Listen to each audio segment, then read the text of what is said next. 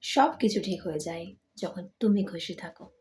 আমাদের লাইফে সব কিছু ভালো হতে শুরু করে যখন আমরা খুশি থাকা চুজ করি। খুশি থাকা চুজ করতে হয়। কেউ তোমার খুশি হতে পারে না।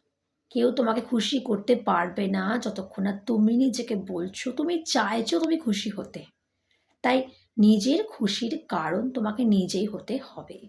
আর যখন তুমি বলবে যে ইয়েস আই ফিল হ্যাপি, আজ আমি সারাদিন ভালো থাকবো যাই ঘটে যাক না কেন, তখন সেই দিনটা দেখবে তোমার খারাপ হতেই পারে না।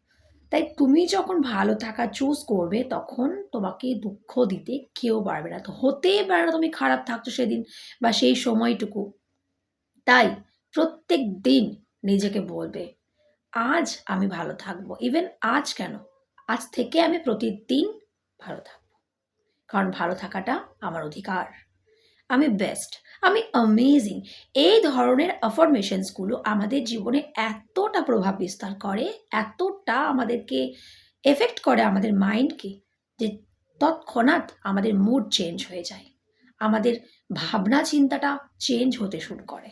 তাই নিজেকে যখনই লো ফিল করবে, যখনই সেলফ ডাউট চলে আসবে, তখনই এই ধরনের শব্দগুলো, এই ধরনের সেন্টেন্সগুলো নিজেকে অবশ্যই বলবে যে আমি খুশি, যাই হোক আমি হ্যাপি, কারণ আমি best, I deserve everything the best.